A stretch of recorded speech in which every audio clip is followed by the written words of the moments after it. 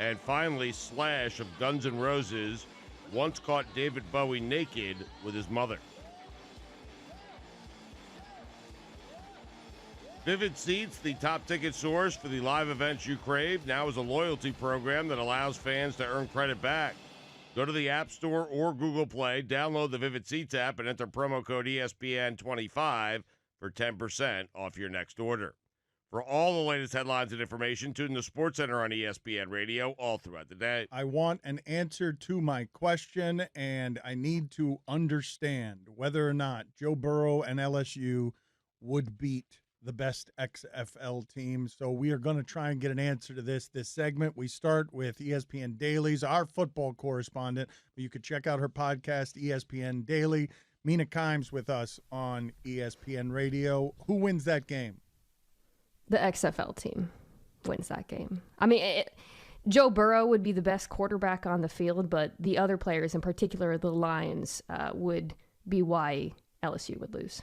Wow. Okay. I don't agree with you. Ariel Helwani, though, might have a differing opinion. What are your thoughts here, Ariel Helwani, on whether or not Joe Burrow's LSU team, a record-breaking, unprecedented LSU team, would beat the best XFL team? Before I answer this important question, Dan, I just want to say I don't appreciate the catch-up shaming that I've received from your audience over the past 5 or so days. It's irresponsible, and it's not fair. I'm not going to stand for it. I'm proud of who I am. In any event, it's the XFL team, but I just want to say there's a caveat to the answer. It's the 2001 version of the XFL teams. The 2020 versions are very subpar. I'm talking about the Orlando Rage. I'm talking about the Las Vegas Outlaws, the New York, New Jersey Hetmen. 2001, none of this Johnny-come-lately stuff, but we're talking 2020, it's LSU. But take a look at the 2001 version of the XFL. Much better play, highly technical stuff. Thank you, Ariel. More than I was expecting that. We're looking for short answers. I was kind of hoping to keep the segment moving. All right, get out of here. So that's Ariel Helwani, our MMA expert. Where'd she come from? Why is she back again? I'm back. I'm back to convince you that the XFL is important and the XFL it matters, Stan, because I've been standing by seething as you have poo-pooed this league, accusing us all of being corporate toadies for enjoying football, God forbid. But it also matters, and for reasons that I think are pertinent to your bleeding heart, okay? Which is, you talk about Joe Burrow and how he'd perform against XFL teams. The XFL could be a viable landing spot for college quarterbacks. There's already a St. Louis Battlehawk, a former All-Big 12 safety, Kenny Robinson, who was dismissed from college and is playing in the XFL, making money. This is a real option. Quarterbacks in this league make hundreds of thousands of dollars, and we could see the next Trevor Lawrence there. We'll never see the next Trevor Lawrence there. Jet, you're on ESPN Radio. Give me better analysis than that, Jet. Okay, there is no way that the XFL team could beat LSU. I mean, the defenses are just not good enough. The LSU offense would tear them up. It's as simple as that. It is as simple as that, Stugotz.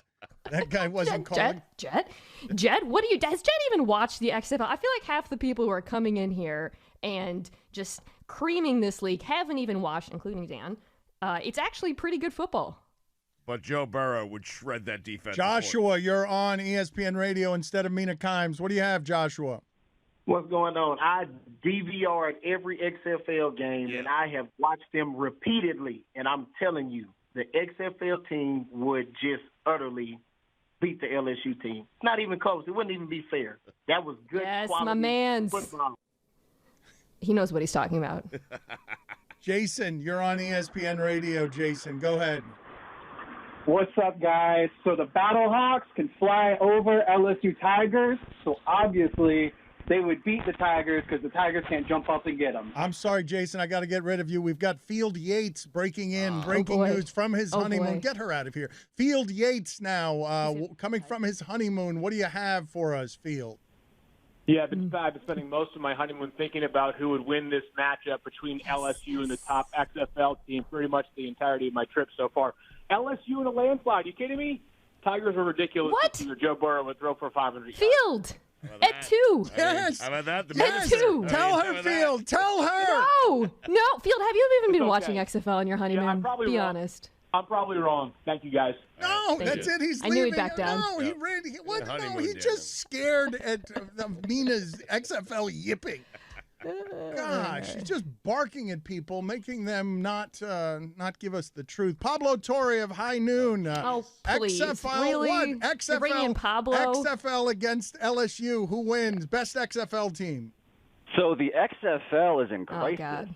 I mean, Oh, one no. of the things that you need to realize about the XFL is that the X, Womp womp. like, does that still stand for extreme? What is extreme about this? As a football league, what are they even doing? Like, to me, when you really think about what a minor league's supposed to be, yeah, the X, what is that even supposed to be? They're taking the label from an old thing, putting it on a new thing. So to ask if LSU can beat an XFL team, I guess so, because none of the XFL teams are actually XFL teams. What's extreme about any of these teams? None of them should even qualify for the league that they play in.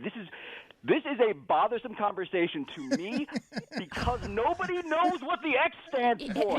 Tell me what it stands for. Here's the thing. Pablo, can you name an XFL player who's not a quarterback?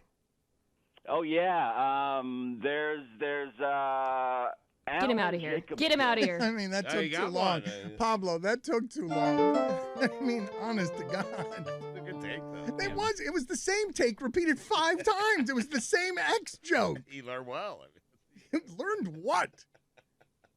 I think we can all agree I won that group debate. Mike, you're on ESPN Radio. Who wins, LSU, XFL? LSU would probably win because they have more time together.